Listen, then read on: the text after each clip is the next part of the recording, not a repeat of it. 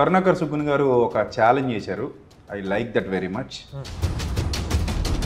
Sir నేను కూడా కరుణాకర్ సుబ్బన్ గారు మిమ్మల్ని ఎలా పిల్లాలో నాకు అర్థం కావట్లేదు. ఏమో పాపం, ఒక సామెత ఉందండి పాస్టర్ విజయప్రసాద్ గారు, నవాబు తల బోడే అయితే నా తల కూడా బోడే అని చెప్పి ఒకలాడి విర్రవీగిందంట. ఇది ప్రజలందరూ చూశారు. అక్కడ కూడా మీ వక్రీకరణ, మీ బుద్ధి బయట పెట్టుకున్నారు. మీరు వక్రీకరణ చేశారు. నేను బెల్లంపల్లి గాడి గురించి అడిగిన వీడియోని తీసుకెళ్ళి అమ్మతేజకి ఆపాదించి మీరు వక్రీకరణ చేశారు. ఇక్కడ హిందుత్వాన్ని దూషిస్తున్న పాస్టర్ని ఖండించిన పాస్టర్ విజయప్రసాద్ అని ఒక్క తంబు చూపించండి నాకు ఛానల్లో. 100 సార్లు ఎక్కడ చెప్పారు నాకు అర్థం కాలేదు. సినిమా వచ్చిందండి నెట్ఫ్లిక్స్లో, మహారాజా అని చాలామంది ఫేస్బుక్లో పెట్టారు దీని గురించి. మరియు మీరు మహారాజా సినిమా గురించి మాట్లాడేటప్పుడు ఏలీ కుమారుల గురించి మాట్లాడాలి. యెహోవా సన్నిధిన స్త్రీలతో వాళ్ళు జంబలెక్కడ జారిమిఠాయి చేశారు. మీరు ఒకే మతాన్ని టార్గెట్ చేయడం తప్పండి. దొంగలు అన్ని మతాల్లో ఉన్నారండి. నా పాయింట్ అది కాదు. మీ మతం మా మతం మీద దాడి చేస్తుంది, మీ మతం మా హిందువుల్ని మత మార్పిడి చేస్తుంది. దాన్ని నేను ఖచ్చితంగా అడ్డుకుని తీరుతాను, ఖచ్చితంగా దాని తాట తీస్తాను. మత ఉన్మాదం ఎవరి గ్రంథాల్లో ఉందో, ఎక్కడుందో పుస్తకాలు ముందేసి కూర్చుంటే కదండి తెలిసేది. వేసుకుందారండి. మా సినిమాలో ఫస్ట్ ఓపెనింగే ఐటెం సాంగ్ ఉంటుందండి. ఆహా, నేను కూడా పెద్ద సినిమా ఒకటి ప్లాన్ చేస్తున్నానండి. దాంట్లో ఓపెనింగ్ మటర్ సీన్ ఉంటుంది. ప్రీమియర్ షో వేసినప్పుడు మిమ్మల్ని కూడా ఆహ్వానిస్తానండి. తప్పకుండా చూద్దరు, కానీ మీరు రివ్యూ కూడా రాయాలి చూసిన తర్వాత. ఒక సరికొత్త అధ్యాయానికి నాంది పలకాలి ఈ సభ అని నేను ఆశపడుతున్నాను. అలాగే మీరు కూడా ఎవరినైనా పీఠాధిపతుల్ని, మతాధికారుల్ని, హైందవ మతంలో ఉన్న స్వామీజీల్ని, పెద్దల్ని మీతో పాటుగా తీసుకొస్తే చాలా మంచిది. నాకు ఈయన చూస్తుంటే అసలు అమాయకుడా తెలీదా అని జాలి కూడా వేస్తుంది. ఏ క్రైస్తవుడు కూడా జై శ్రీరామ్ అని అనడు, అనకూడదు, అనలేడు. అంటే రాముడు అనే వ్యక్తిని నేను గౌరవించి అంటున్నాడా? మరి ఆయన ఏం క్రైస్తవుడు? నువ్వు నన్ను ప్రేమించి మా దేవుడు గణపరిచావు గనక నిన్ను ప్రేమించి మీ దేవుడు గణపరుస్తా అని వాళ్ళ దేవుడు జేజలు కొట్టుకున్నారు. ఎందుకలాంటి ఇప్పుడు క్రైస్తవుడు అసలు నువ్వు? లోకానికి ఒకే దేవుడు, సృష్టికి ఒకే దేవుడు, ప్రపంచానికి ఒకే దేవుడు. ఆయన యేసు కాదు, యేసే సజీవుడు, యేసే మాట్లాడేవాడు, యేసుడే యేసుడు. బైబిల్ వల్ల ప్రేరేపితులైన వాళ్ళు, బైబిల్ వల్ల విషపూరితమైన వాళ్ళు సమాజాన్ని ప్రశాంతంగా బ్రతకనివ్వరు. ఇది లక్షల మంది, కోట్లాది మంది హిందువులు ప్రతిరోజు కూడా దీన్ని ఫేస్ చేస్తున్నారు. ఆ బాధితులకు ఉండే నొప్పి మీకేం తెలుసు?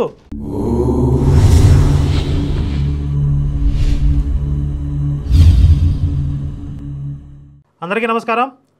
కొన్ని రోజుల క్రితం పాస్టర్ విజయప్రసాద్ గారికి ఆయన మాట్లాడిన వీడియోకి నేను ఒక కౌంటర్ ఇచ్చాను. అందులో ఒక ఛాలెంజ్ కూడా చేశాను.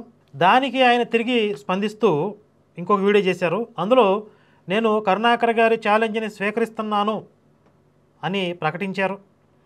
కొన్ని తమాషా విషయాలు కూడా మాట్లాడారు. మరి అవేంటి అనేది వరుసగా ఒకసారి చూసుకుంటూ వెళ్దాం. నిజంగా ఈయన ఛాలెంజ్ని స్వీకరించారా, లేకపోతే స్వీకరించినట్లు భ్రమపడుతున్నారా అనే విషయాన్ని కూడా ఇప్పుడు నేను మాట్లాడబోతున్నాను. 1 by 1 వెళ్దాం.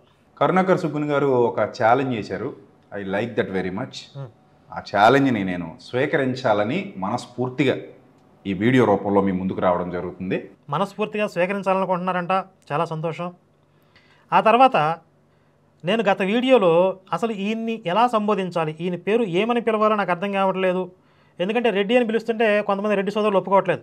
ఆయన మతం మారిపోయాడు, పాస్టర్ అయ్యాడు. మరి మతం మారిపోయిన తర్వాత మరి హిందుత్వంలో ఉన్నటువంటి కులం పేరు ఎలా వాడుకుంటాడు, అది మాకు అవమానంగా ఉందని చెప్పి రెడ్డి సోదరులు కొంతమంది నాకు మెసేజ్లు చేశారు. వాళ్ళ అభ్యంతరాన్ని కూడా నేను పరిగణలోకి తీసుకుని మరి ఆ పేరుతో పిలవలేకపోతున్నాను. రెండోది, షార్ట్కట్లో వీపీ అందామంటే అదో తిట్లాగా అనిపిస్తుంది. నాకు నిజంగా ఇబ్బందికరంగా అనిపించింది.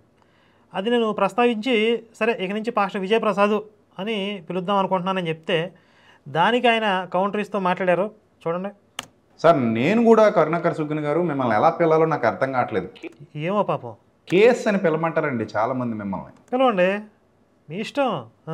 కేఎస్ అని పిలవయ్యా, ఆయన్ని కేఎస్ అని పిలంటారు. మరి దాన్ని ఎబ్రివేషన్ ఏదో వాళ్ళు వేరే తేడాగా చెప్తారు. ఏం తేడాగా చెప్పినా పర్లేదు, షార్ట్కట్లో పిలుచుకుందాం, నాకు ఇబ్బంది లేకుండా ఉంటుంది. మీరు కేఎస్ అని నేను వీపీ అంటాను, సరిపోద్ది.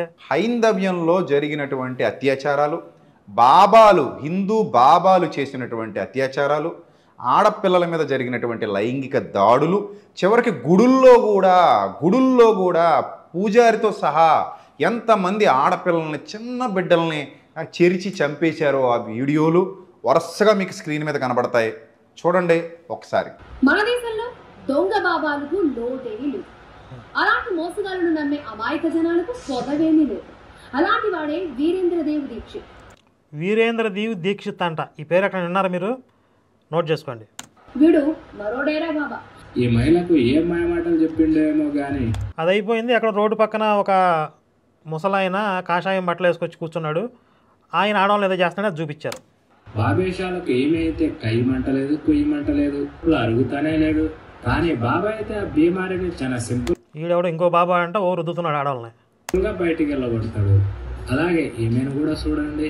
బాబా గారు ఇస్తున్న ట్రీట్మెంట్ కి రిజల్ట్ కళ్ళతో చూస్తూనే మొతి మీద చేసుకుని మస్తు అవాకైపోతుంటుంది. అనారోగ్యంతో బాధపడేవారు తనను దర్శించుకుంటే సర్వరోగాలు నయమవుతాయని ఓ వ్యక్తి స్వామీజీ అవతారం ఎత్తారు. తమిళనాడుకు చెందిన ఈయన తాను మనిషి రూపంలో ఉన్న తిరుమల శ్రీ వెంకటేశ్వర స్వామినంటూ ప్రచారం చేసుకుంటున్నాడు. సంతానలేమితో బాధపడే మహిళలైతే ఈ దొంగ బాబాల ఉచ్చులో చాలా సింపుల్ గా పడిపోతారు. ఇక్కడ ఈడెవడు అసలు నల్లబట్టలు వేసుకుని ఉన్నాడు. కూడా ఈమెకు సంతానం ఇష్యూ ఉండడంతో బాబా ఈమె తన మీద పండబెట్టుకుని చాలా అసహ్యంగా ట్రీట్మెంట్ చేస్తుంటాడు. ఇందులో ఏదో తమ్నైల్స్ కూడా పెట్టారు. దొంగ స్వాములను ఆలయంలో బంధించిన గ్రామస్తులు. దొంగ స్వాములను సెకుసు వల్ల ఎవరిని తంబు తగలాడు. సెకుసు వల్ల అంటే సెక్సువల్ హరాస్మెంట్లో దొరికిన దొంగ బాబా. ఓకే, దొంగ బాబాలు వచ్చి మీ ఇంట్లో దూరుతున్నారు, జాగ్రత్త. ఓకే, రాజకీయాలు, రేప్ కేసులు. ఈ బాబాలు చేసే పని చూస్తే శాకే కాదు షాకే. అంతేనా? ఓకే, మొత్తానికి కొన్ని తమ్నైల్స్ కూడా చూపించారు. ఒక సామెత ఉందండి పాస్టర్ విజయప్రసాద్ గారు, నవాబు తల బోడే అయితే నా తల కూడా బోడే అని చెప్పి ఒకలాడి ఎర్రవేగిందంట. మీకు అర్థమైందా? ఇప్పుడు నేను చెప్పింది ఏంటి? క్రైస్తవానికి ప్రతినిధులు ఎవరండి? హయ్యెస్ట్, ద సుప్రీం రిప్రజెంటేటివ్స్ ఎవరు? ఇప్పుడు ప్రజెంట్ పాస్టర్లే కదా. నేను పాస్టర్లను చూపించాను. మీరు హిందుత్వానికి ప్రతినిధులను చూపించి హిందుత్వంలో కూడా ఇలా జరుగుతుంది అంటే ఒక అర్థం ఉంటుంది. మీరు చూపించింది ఎవరిని? రోడ్డు పక్కన చిల్లర వేషాలు వేసే దొంగ బాబాలు. వీళ్ళు ఆ హిందుత్వానికి ప్రతినిధులు. ఇప్పుడు హిందుత్వానికి రిప్రజెంటేటివ్స్ అంటే భారతదేశంలో శంకరాచార్యుల వారు స్వయంగా స్థాపించినటువంటి 4 జగద్గురు పీఠాలు ఉన్నాయి. 5వ పీఠం కంచిపీఠం ఉంది. ఇవి కాకుండా విశిష్టాద్వైత సంప్రదాయంలో జీయర్ మఠాలు, జీయర్ వ్యవస్థ ఉంది. ద్వైత సంప్రదాయంలో మఠాధిపతులు ఉన్నారు, పీఠాధిపతులు ఉన్నారు.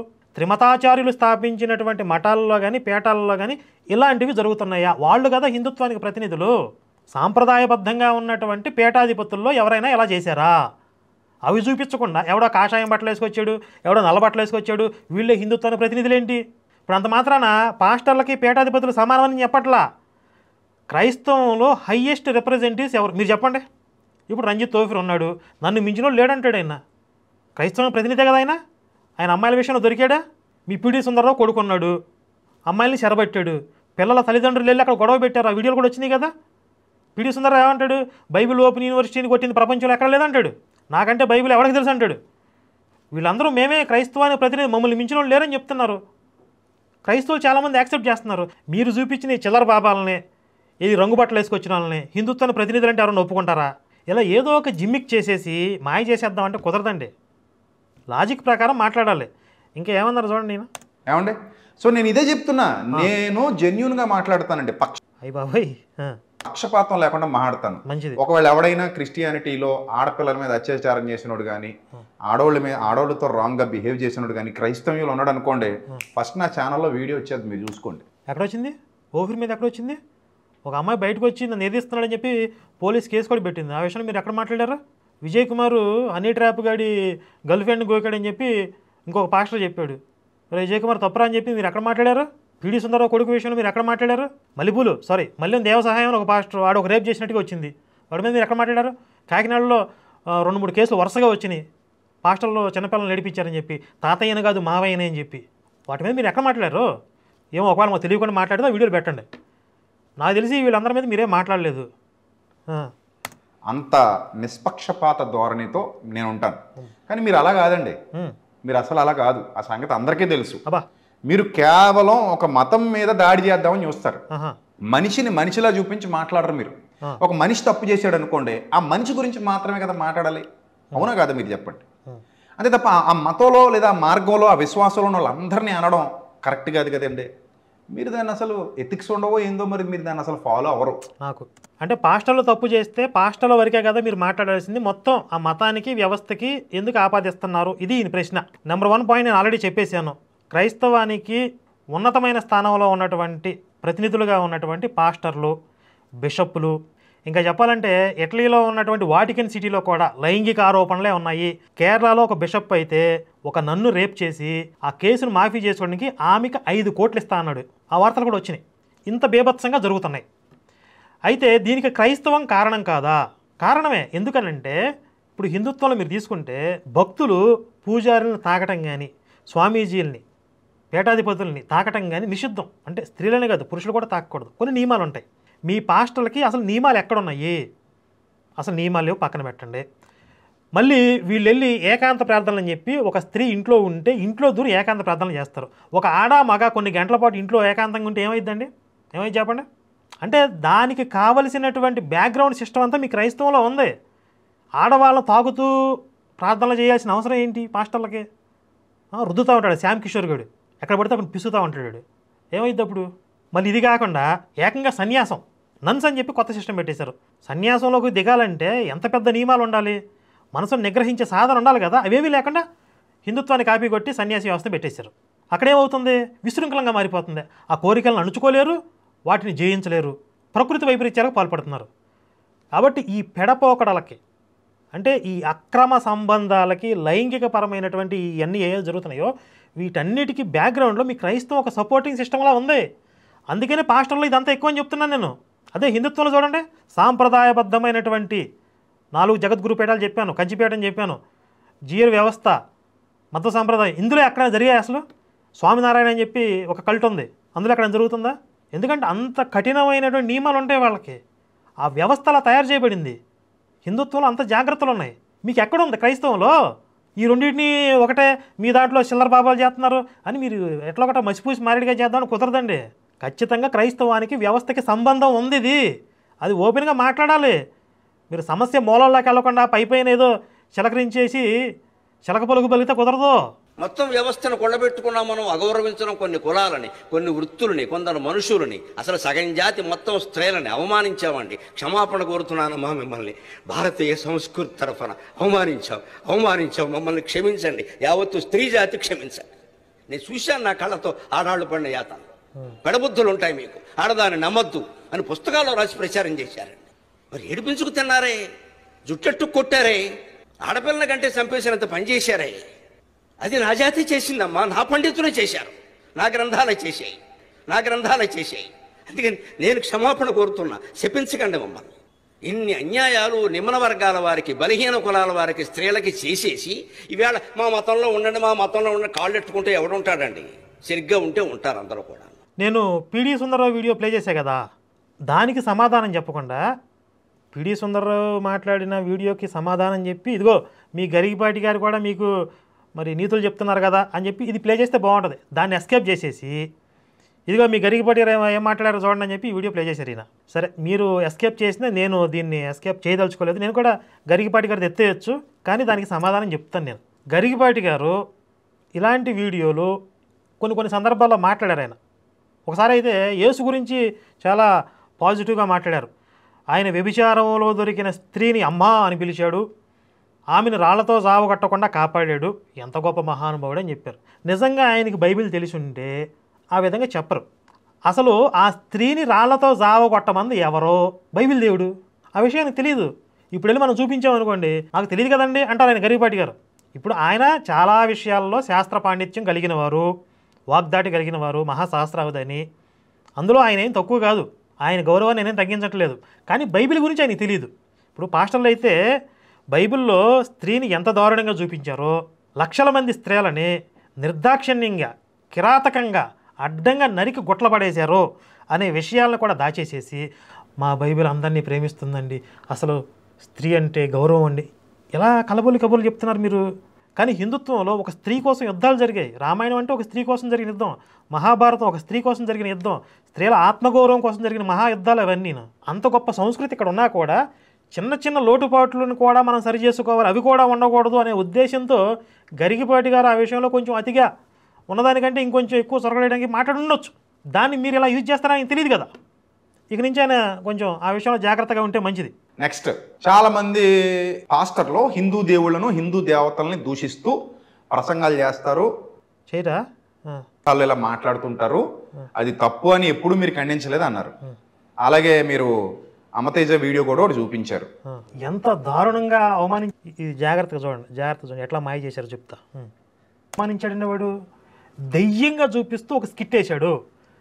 దీని మీద నేను ఒరే మీ పాస్టర్లు ఎవరన్నా ఏమండి అదే వీడియో నేను చూపిస్తూ అమతేజని ఖండించాను, తప్పు, హిందూ దేవుళ్ళు దేవతల పేర్లు ఎత్తటంలో అది మంచి పద్ధతి కాదు అని నేరుగా అతన్ని నా ఎదురుగా కూర్చోబెట్టుకున్నప్పుడు కూడా నేను ఆ వీడియోలో చెప్పాను. మీకు thumbnail ఇస్తాను, నా వీడియో మీరు చూడండి.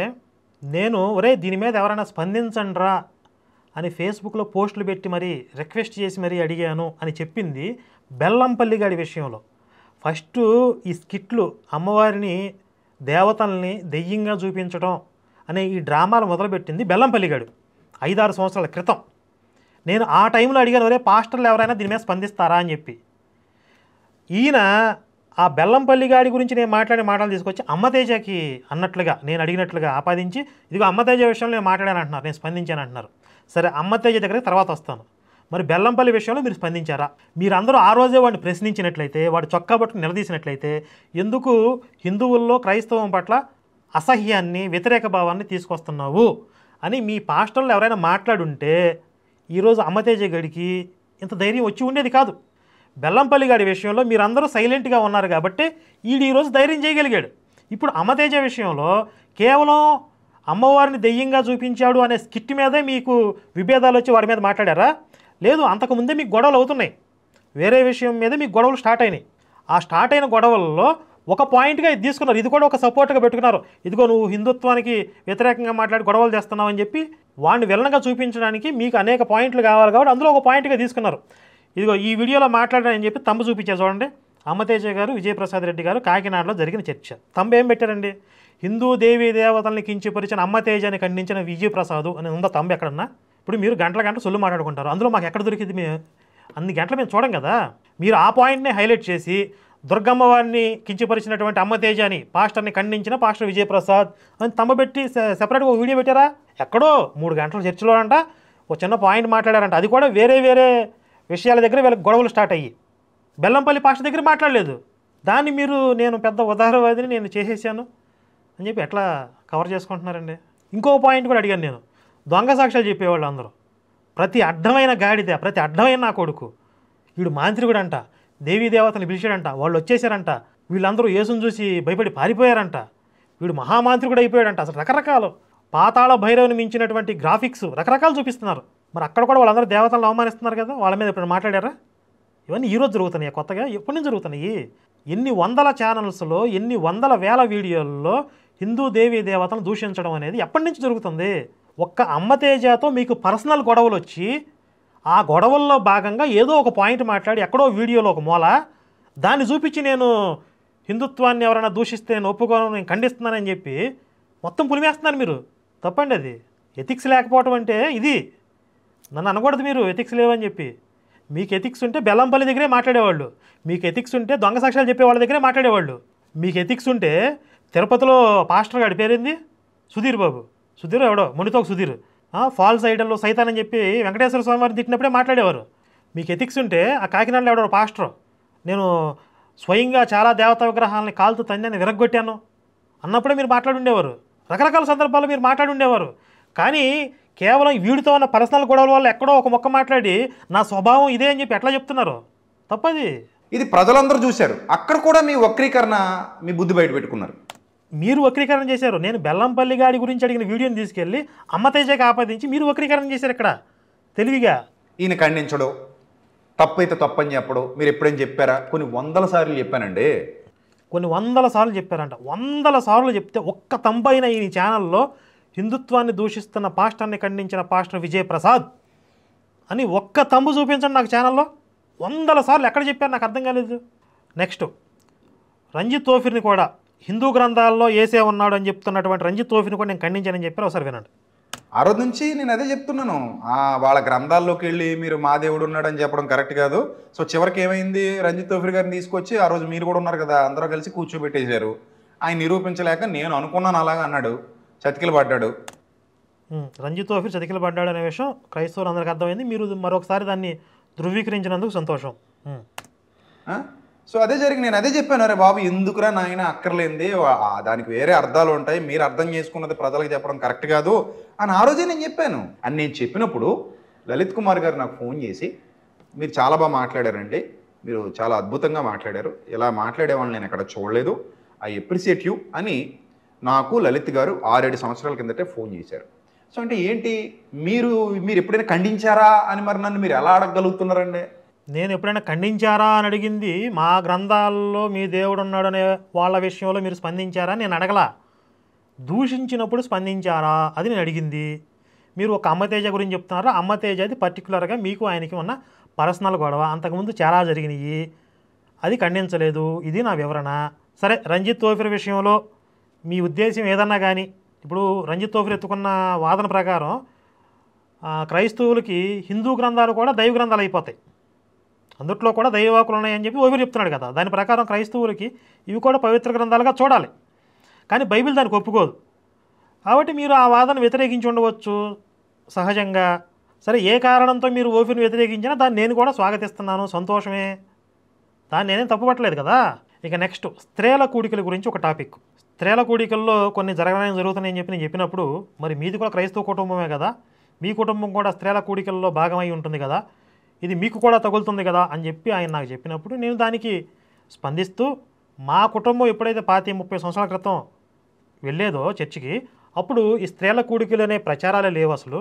పైగా అక్కడ ఉన్నటువంటి ఒకే ఒక చర్చి, అందులోనే అందరూ వచ్చి కూర్చునేవాళ్ళు, ఆడ మగ ముసలి ముతక పిల్ల జల్ల అందరూ అక్కడే కూర్చునేవారు అని చెప్పాను. దానికి ఈయన ఏమంటారంటే, ఒకసారి చూడండి ఎంత అబద్ధమండి అది కరుణాకర్ గారు. ఏమన్నా ఒక మాట చెప్పనా, స్త్రీల సమాజం లేదా సమాజ మందిరాల్లో స్త్రీలు ప్రార్థన చేయడానికి వెళ్ళడం అనేది అపోస్తుల కార్యాల్లో కూడా రాయబడిందండి. ఇది స్త్రీల కూడికలంట బైబిల్లో నుంచే ఉన్నాయంట చెప్తున్నారు వినండి. ఓ బైబిల్ తెగ చదివేస్తానంటారు మీరు, ఏం చదివేశారండి బాబు బైబిల్? మీరు బైబిల్ రత్న అంటున్నారు అందరూ, మరి నన్ను ఏం చేయమంటారు? అపోస్తుల కార్యాల్లో కూడా రాయబడింది, అక్కడ నదీ తీరమున ప్రార్థన జరుగును అనుకుని మేము అక్కడికి వెళ్తే అక్కడ స్త్రీలందరూ సమాజంగా కూడుకుంటున్నారు అని అక్కడ గ్రంథంలో చెప్తాడు. రెఫరెన్స్ ఇచ్చారు, ఒక్కసారి నేను మీకు అది చదివి ఆ సందర్భం ఏంటో చెప్తాను వినండి. అపోస్తుల కార్యములు 16వ అధ్యాయము 13వ వచనం. ప్రియమైన దేవుని వర్లారా, దేవుని బిడ్డలారా, మీ దగ్గర బైబిల్ ఉంటే కనుక అపోస్తుల కార్యాల్లోకి వెళ్ళి 16వ అధ్యాయంలో 13వ వచనం చదువుతూ ఉన్నాను. దానికి ముందు పై వచనం కూడా ఒకటి చదవాలి కదా మనం. 11 నుంచి చదువుతాం చూడండి. కాబట్టి మేము త్రోయను విడిచి ఓడ ఎక్కి తిన్నగా సముద్రాకేకును మరునాడు నయ్యపొలికిని అక్కడ నుండి ఫిలిప్పీకిని వచ్చితిమి. ఈ యేసు శిష్యులు కొంతమంది అక్కడ చెప్తున్నారన్నమాట వీళ్ళు చేసిన ఘనకార్యాలు, ఎక్కడెక్కడ తిరిగారో వీళ్ళు చెప్తున్నారు. 12వ వచనం, మాసిదోనియా దేశములో ఆ ప్రాంతమునకు అది ముఖ్య పట్టణమును, రోమీయుల ప్రవాస స్థానమునై ఉన్నది. ఒక మెయిన్ సిటీకి వెళ్ళారంట. మేము కొన్ని దినములు ఆ పట్టణములో ఉంటిమి. 13వ వచనం, విశ్రాంతి దినమున గవిని దాటి నదీ తీరమున ప్రార్థన జరుగుననుకుని అక్కడికి వచ్చి కూర్చుండి కూడి వచ్చిన స్త్రీలతో మాట్లాడుచుంటిమి. ఇక్కడ ఒక పదం జాగ్రత్తగా వినండి.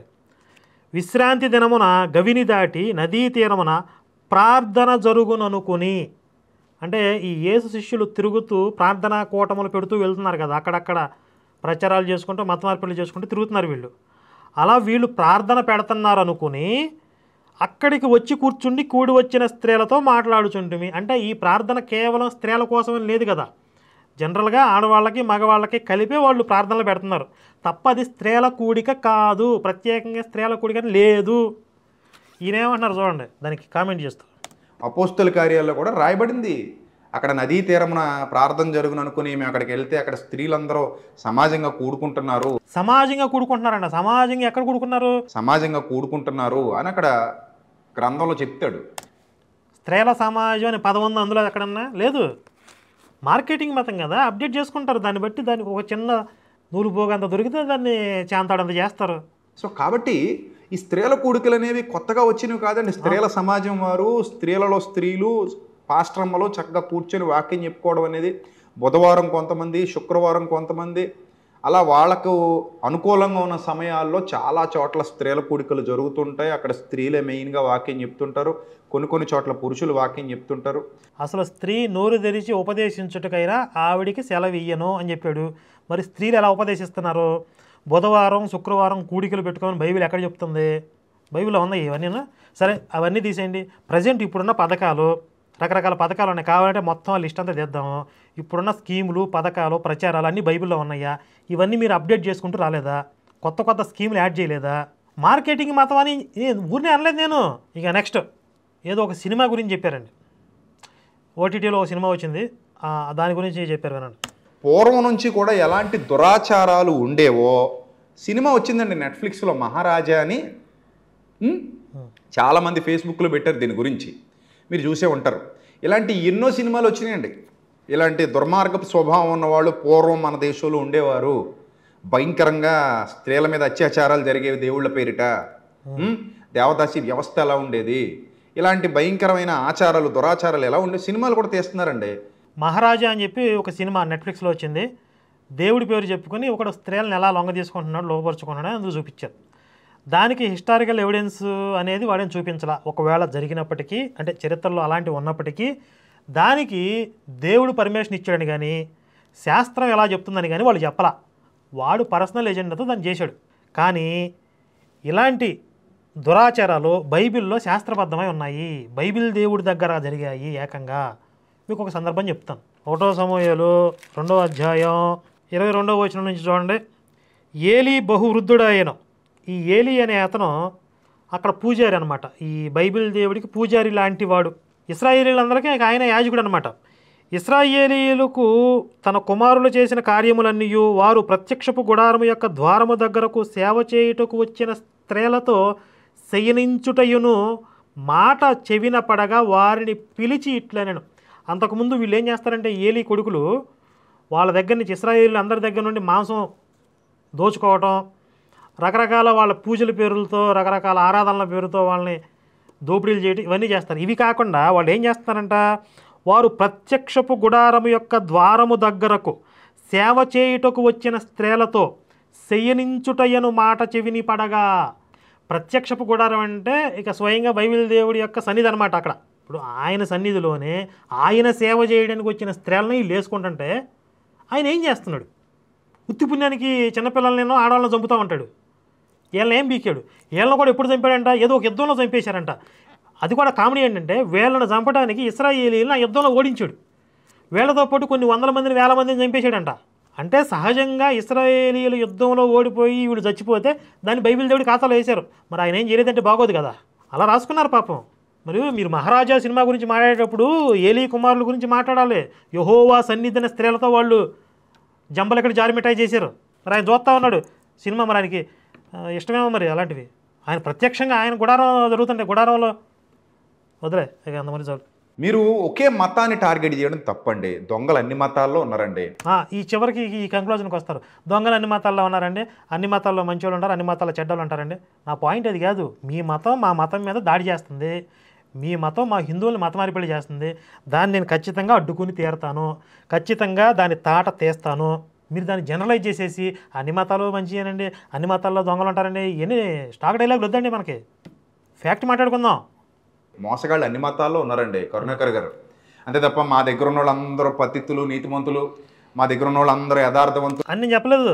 నేను ఎప్పుడు చెప్పాను అలాగా? మిగిలిన వాళ్ళందరూ పనికిమాలిన వాళ్ళు అన్నట్టు మాట్లాడడం తప్పండి. మత ఉన్మాదం ఎవరి గ్రంథాల్లో ఉందో, ఎక్కడుందో పుస్తకాలు ముందేసి కూర్చుంటే కదండి తెలిసేది. వేసుకుందారండి. మత ఉన్మాదం ఎక్కడుందో తెలుద్దానండి.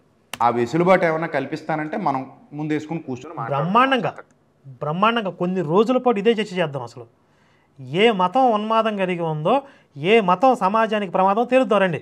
మీరు అడిగే ప్రశ్నలు, నేను అడిగే ప్రశ్నలు చక్కగా బాగుంటది.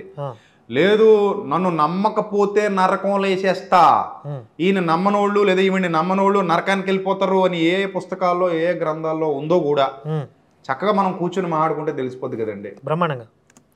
అంటే ఇప్పుడు అలా చెప్తే తప్పనే కదా. ఇప్పుడు నన్ను నమ్మకపోతే నరకంలో వేసేస్తా అని ఉంటే అది ఉన్మాదమే. అలా ఎక్కడుందో చూద్దాం అని కదా ఈయన చెప్తుంది. మరి ఈ ప్రశ్న ఈయన చెప్పిన ఈ విషయం ఎంతమంది క్రైస్తవులు తగిలిద్దో మీరు ఆలోచించుకోండి. ఇక ఎంతమంది పాస్టర్లు వాళ్ళు ఇప్పుడు భుజాలు దణుకుని ఇదేంటి మరి మన యేసుని నమ్మకపోతే నరకానికి పోతారు మనమే కదా చెప్తుంది, ఈయన మనల్ని తిడుతున్నాడని చెప్పి పాప ఈయన హిందుత్వాన్ని ఎదుర్కోవడానికి క్రైస్తవులు అందరికీ వేసేస్తున్నాడు. మరి వాళ్ళు ఎలా సమర్థిస్తారో చూద్దాం. విజయప్రసాద్ గారు నేను ఒప్పుకుంటున్నానండి, ఏ మత గ్రంథం మత ఉన్మాదం కలిగి ఉందో నన్ను నమ్మకపోతే నరకంలో వేస్తానని చెప్తుందో, నేను ఇంకో పాయింట్ కూడా చెప్పాను, పరమత ద్వేషం కలిగి ఉందో తెలుద్దామని కూడా చెప్పాను. మీరు ఆ విషయం మీద చర్చ చేస్తానంటే ఖచ్చితంగా మిమ్మల్ని నేను ఆహ్వానిస్తున్నాను. ఇప్పుడు బైబిల్ పట్టుకున్న ప్రతోడు ఉన్మాదిలా మారిపోయి ఏమైనా తిరుగుతున్నాడా? భగవద్గీత పట్టుకున్న ప్రతోడు ఉన్మాదిలా మారిపోయి ఏమైనా తిరుగుతున్నాడా? అందరూ అన్నదమ్ముల్లా కలిసిమెలిసి పోతున్నప్పుడు దాన్ని అలా ఉండనివ్వాలి కదండి ప్రశాంతంగా. అందరూ అన్నదమ్ముల్లా కలిసిమెలిసి పోతున్నారండి. ఓ 2 వీడియోలు ప్లే చేస్తాను చూడండి. వ్యర్థ విగ్రహములను బట్టి అతిశయపడుచు చెక్కిన ప్రతిమలను పూజించు వారందరూ సిగ్గుపడుదురు. సకల దేవతలు ఆయనకు నమస్కారం చేయును. ఇటు చూడండి, పక్కన వినాయకుడి విగ్రహం పెట్టుకొని సకల దేవతలు ఆయనకి నమస్కారం చేస్తారు, విగ్రహాలు చెక్కిన వాళ్ళు సిగ్గుపడతారు. ఏదో చెప్తున్నారు చూడండి. సకల దేవతలు ఆయనకు నమస్కారం చేయును అంటే మొత్తం అన్య దేవతలందరూ కూడా ఆయనకి నమస్కారం చేస్తారు అని చెప్పి ఈ వాక్యం ద్వారా సకల దేవతలు అంటే ఈయనకి నమస్కారం ఎవరికి? మన యేసుకి. నవ్వద్దు, సీరియస్ మ్యాటర్. అంత పవర్ఫుల్ అయినా మరి ఏమన్నా యేసు మన కమెడియన్లా కనిపించవచ్చు, వాళ్ళకి పవర్ఫుల్గా కనపడదు. అదే కామెడీ ఇక్కడ. అన్య జనాంగం కనాను ప్రాంతంలో నివసించేటువంటి వారు. ఇటు చూడండి, బైబిల్లో ఎక్కడ ఇప్పుడు పాత నిబంధన మాకు సంబంధం లేదంటారా? ఆ పాత నిబంధనలో పట్టుకొచ్చి హిందుత్వం మీద ద్వేషం కక్కుతూ ఉంటారు. పైన టెక్స్ట్ ఏం పెట్టాడు చూడండి, విగ్రహారాధన చేసే జనులందరికీ మూలపితరుడు కనాన్ అంట. అంటే మన దేశంలో విగ్రహారాధన చేస్తారు కాబట్టి వీళ్ళందరికీ మూలపితరుడు కనాను. వీడి మూలపితరుడు వీడు బాబు ఎక్కడ పుట్టాడు వీడికి తెలిసి ఉండదు. వీడి తాత ముత్తాతలు వాళ్ళకి పుట్టుంటారు. వీరందరూ కూడా అన్యజనులు ఉద్భవిస్తూ వచ్చా. కనానులో నుండి వీళ్ళందరూ కూడా ఎవరంటే అన్యజనులు. ఇప్పుడు విగ్రహారాధన సంబంధమైన జనులందరూ కూడా ఈ కనానులో నుండి పుట్టినటువంటి వారి. అసలు ఈ పాషాణ మతాల్లో పుట్టిన వాళ్ళందరూ కూడా కలిపురుషుడికి పుట్టిన వాళ్ళే. ఇది వాస్తవం. ఇదండి అసలు ఈ బుడబచ్చా పాస్టర్లు వాళ్ళిద్దరూ వీళ్ళెవరో ఎవరికీ తెలియదు. కానీ వీళ్ళు కూడా మొత్తం హిందుత్వాన్ని దేవతలను అవమానించే విధంగా మాట్లాడుతున్నారు. కానీ మీరేమంటున్నారు? అసలు ఎవరి మానవులు బతుకుతున్నారండి, కలిసిమెలిసి హాయిగా బతికేస్తున్నారండి అని అంటున్నారు. అంటే మీరు ఇంతకుముందు మీరు చెప్పారు ఎథిక్స్ ఉండవా మీకు అని చెప్పి. మీకు ఉన్నాయా అసలు ఎథిక్స్ ఉన్నాయా? ఎన్ని వందల వీడియోలు సాక్ష్యాలు కావాలి మీకు?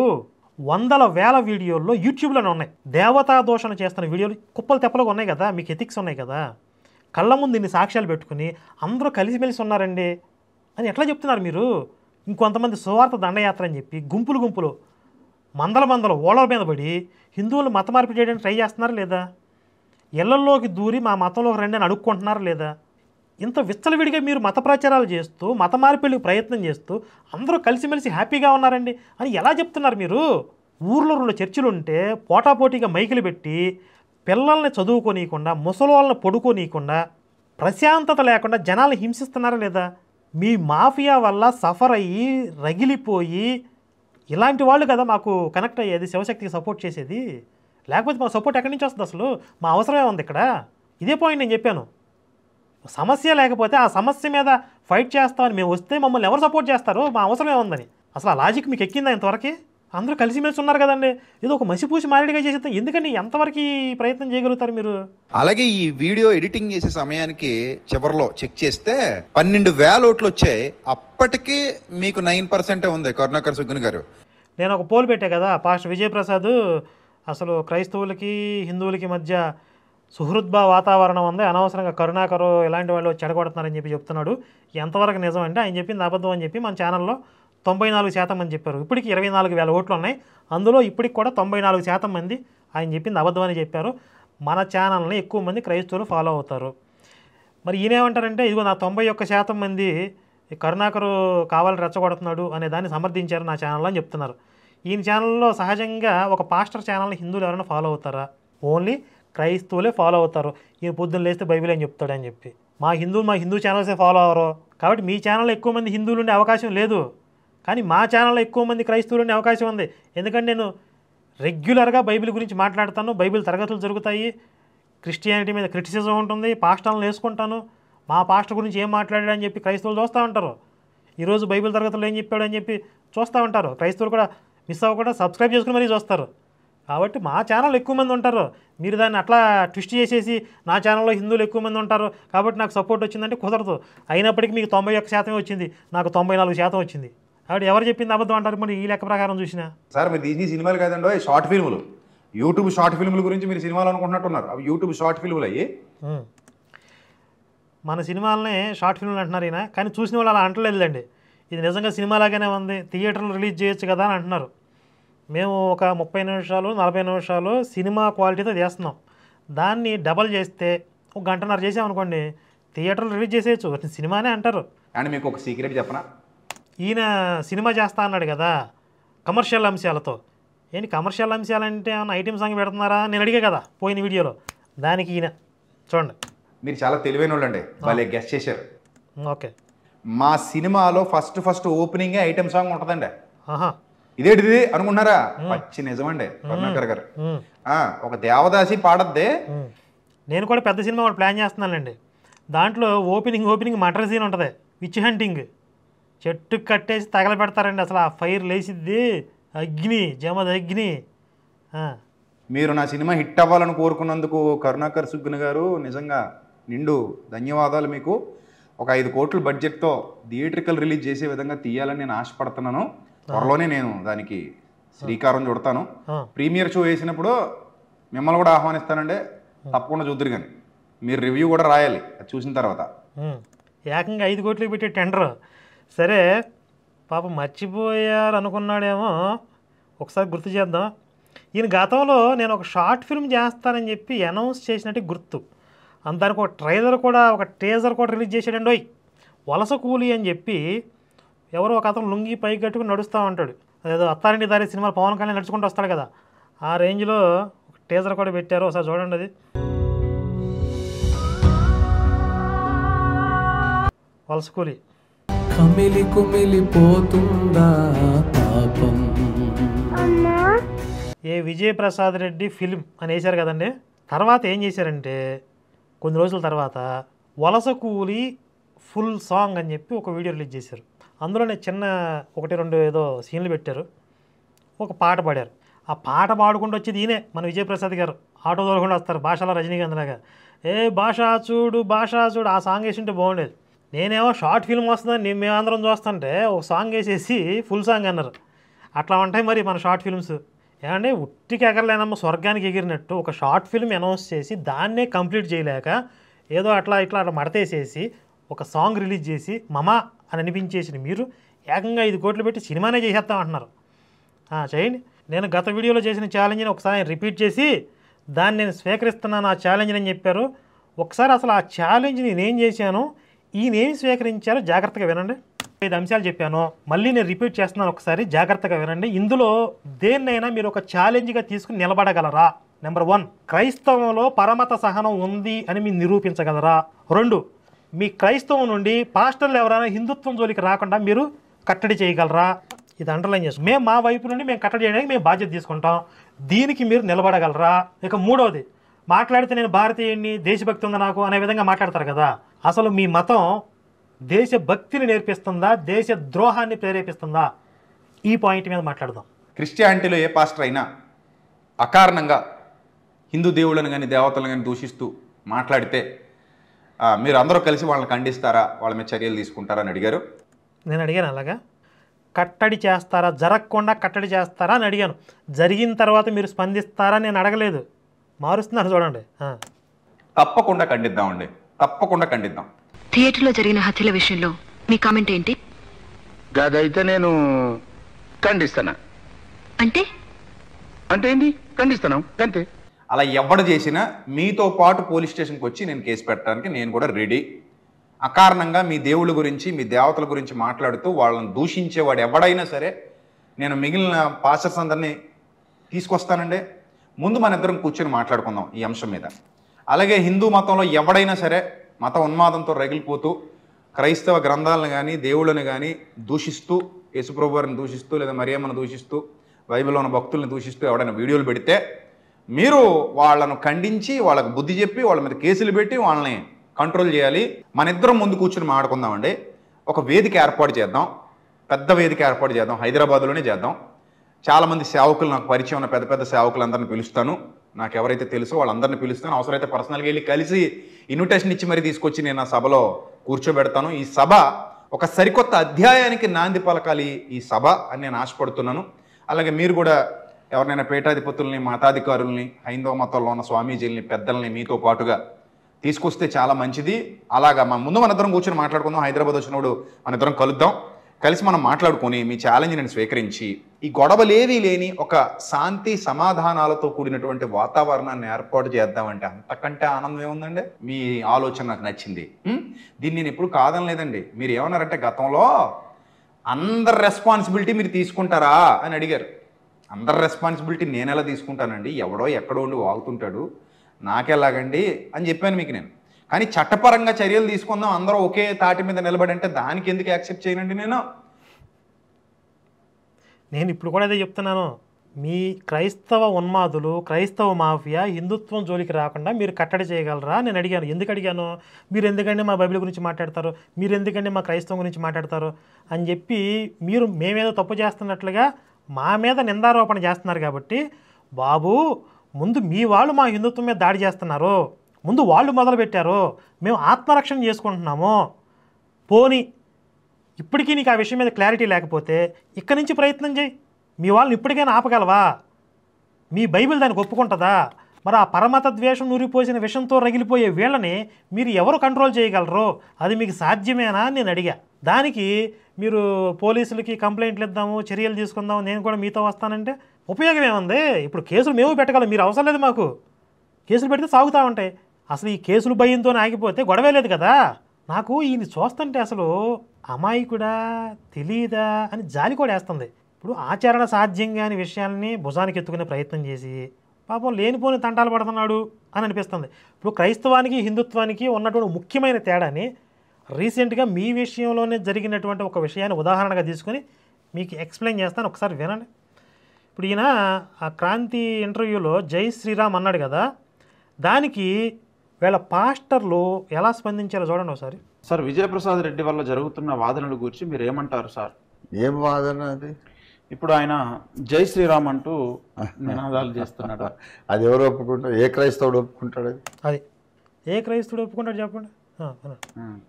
నేనే కాదు, మీరే కాదు, ఏ క్రైస్తవుడు కూడా జై శ్రీరామ్ అని అనడు, అనకూడదు, అనలేడు, అనజాలడు, దాన్ని హర్షించలేడు.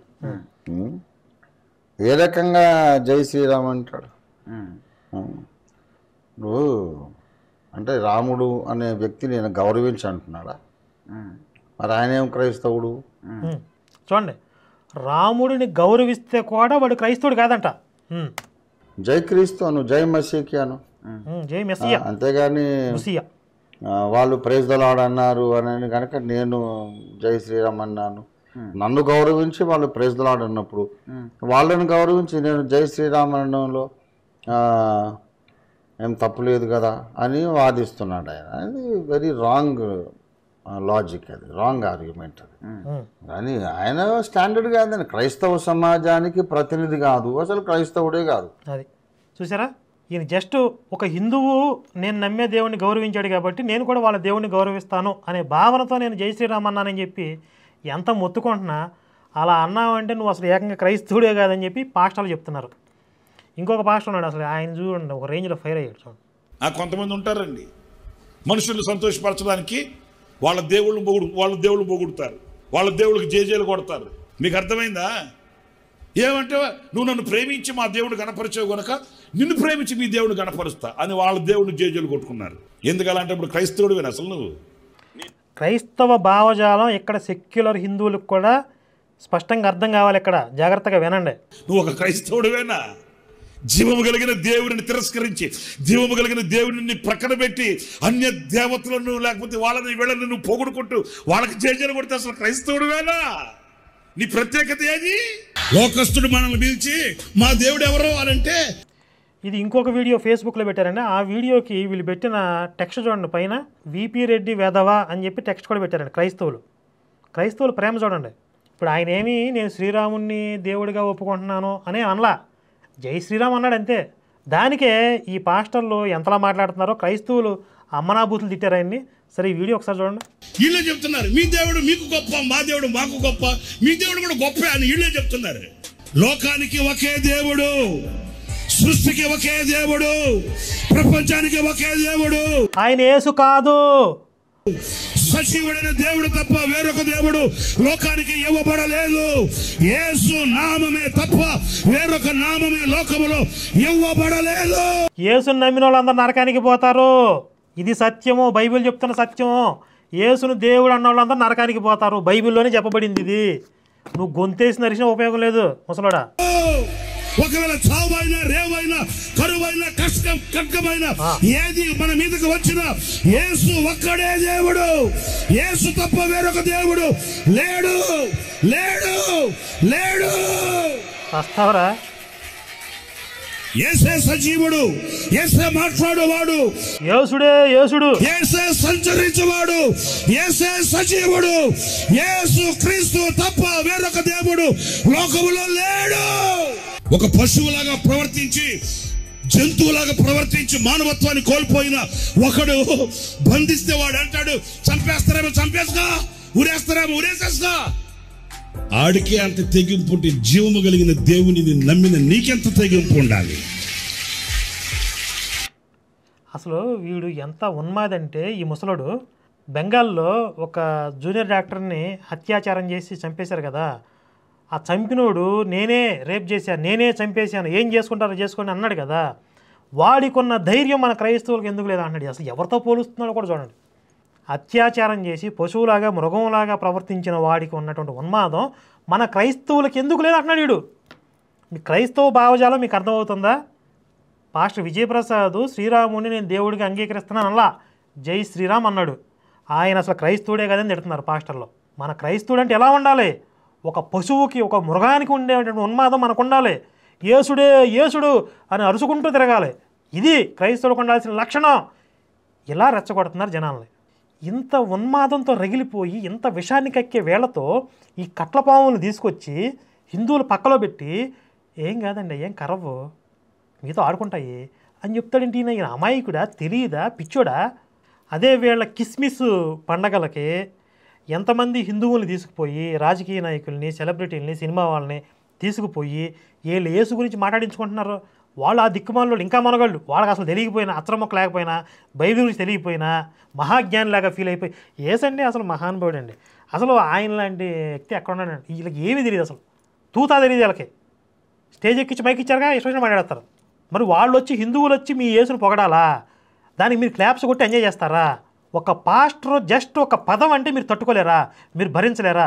ఇది క్రైస్తవానికి హిందుత్వానికి ఉన్నటువంటి ఆ భావజాలానికి ఉన్నటువంటి వైరుధ్యం. ఈ రెండు ఒకటే. ఈ రెండింటిని కలిపేద్దాం. ఎలా కుదురుతుందండి పాస్టర్ విజయప్రసాద్ గారు? మీకు ప్రాక్టికాలిటీ అర్థమవుతుంది. అసలు బైబిల్లో నరనరాలా కూడా పరమత ద్వేషమే ఉంది. ఇంకొకటి బైబిల్ పట్టుకున్నాడు అందరూ ఉన్మాద అయిపోయాడా అని చెప్పి మీరు చెప్తున్నారు. ఇదో దిక్కుమాల లాజిక్. ఇప్పుడు కరోనా వచ్చిన ప్రతి ఒక్కడు చచ్చిపోడు, బలహీనంగా ఉన్నాడు చచ్చిపోతాడు. అలాగే బైబిల్లో ఉన్న విషయం ఎవరి మీద పనిచేస్తుంది? బలహీనంగా ఉన్న వాళ్ళ మీద. ఎవరు బలహీనంగా అంటే హ్యూమానిటీ, ఎథిక్స్, మోరల్స్, వాల్యూస్ తక్కువగా ఉన్న వాళ్ళ మీద ఈ విషయం పనిచేసిద్ది. ఇప్పుడు ఈయనలో కొంచెం హ్యూమానిటీ, మోరల్స్, ఎథిక్స్ పనిచేస్తున్నాయి. అందుకని మరి మతాల మధ్య ద్వేషం ఎందుకంటే మనం కలిసిమెలిసి ఉందాం కదా అంటున్నాడు. కానీ బైబిల్ ఎందుకు ఒప్పుకోదు? బైబిల్ వల్ల ప్రేరేపితులైన వాళ్ళు, బైబిల్ వల్ల విషపూరితమైన వాళ్ళు సమాజాన్ని ప్రశాంతంగా బ్రతకనివ్వరు. ఇది లక్షల మంది, కోట్లాది మంది హిందువులు ప్రతిరోజు కూడా దీన్ని ఫేస్ చేస్తున్నారు. ఆ బాధితులకు ఉండే నొప్పి మీకేం తెలుసు? మీరేమనుకుంటున్నారంటే నేను క్రైస్తవునే కదా, నేను హిందుత్వాన్ని గౌరవిస్తాను కదా, నాదే క్రైస్తవ భావజాలం అనుకుంటున్నారు. మీ తప్పు. అసలు మీరు బైబిల్ ప్రకారంగా మీరే తప్పు. వాళ్ళు ఏదైతే ఉన్మాదం ప్రకటిస్తున్నారో అది బైబిల్ చెప్తుంది. మీ భావజాలం క్రైస్తవ భావజాలం అని చెప్పి మమ్మల్ని నమ్మించాలని చూస్తున్నారు. ఏది మీరు గౌరవిస్తున్నారు కాబట్టి బైబిల్ కూడా గౌరవించిద్ది, క్రైస్తవ సమాజం అంతా గౌరవించిద్ది. మీరు కూడా ఒకప్పుడు గౌరవించలేదు, వేరే రకంగా తేడాగా ఉన్నారనుకోండి, ఇప్పుడు మారారనుకోండి. పోనీ ఇప్పుడు ఉన్నదాన్ని నేను తీసుకుంటున్నాను. మీరు ఇలా ఉన్నారు కాబట్టి క్రైస్తవం అంతా ఇలాగే ఉంటుంది, క్రైస్తవులు అందరూ ఇలాగే ఉంటారు, పాస్టర్లు అందరూ ఇలాగే ఉంటారు అని మమ్మల్ని మభ్యపెట్టాలని చూస్తున్నారు, లేదా మోసం చేయాలని చూస్తున్నారు, లేకపోతే మీకే అర్థం కాక అమాయకంగా మాట్లాడుతున్నారు. ఇందులో ఏమిటి? ఇంతకుముందు మీరు చెప్పిన కామెడీ, మీరు ఛాలెంజ్ని స్వీకరించలేదు. మీరు కట్టడి చేయగలరా అని నేను అడిగాను. తప్పు జరగకుండా చూడగలరా అని నేను అడిగింది. జరిగిన తర్వాత నేను చట్టపరమైన చర్యల కోసం నేను కూడా మీతో కలిసి పోరాటం చేస్తాను. మీ పోరాటం మాకెందుకు? అంటే మీ వాళ్ళు ఎక్కడెక్కడో మీ పాస్టర్లు అందరూ రోజు మా హిందుత్వం మీద దాడులు చేస్తామంటారు. మేము ఇక పోలీస్ స్టేషన్ చుట్టూ తిరుగుతాం మీ నూరు మూసుకుని.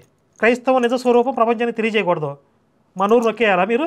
నేను మీ పక్కన ఉన్నానని చెప్పి? అంటే మీకోసం మేము సైలెంట్ అయిపోవాలా? నేను చెప్పగలను, హిందుత్వంలో ఉన్న కొంతమంది పెద్దవాళ్ళు అందరూ కలిసి ఒక వేదిక మీదకి వస్తే ఎవరు కూడా మీ క్రైస్తవం జోలికి రాకుండా మేము కట్టడి చేయగలం. ఎందుకంటే సహజంగా హిందుత్వంలో ఆ పరమత సహనం అనేది ఉంటుంది. మా వాళ్ళని కంట్రోల్ చేయడం చాలా ఈజీ. మా మీద మీరు అటాక్స్ చేయకపోతే ఆటోమేటిక్గా ఆగిపోతాయి.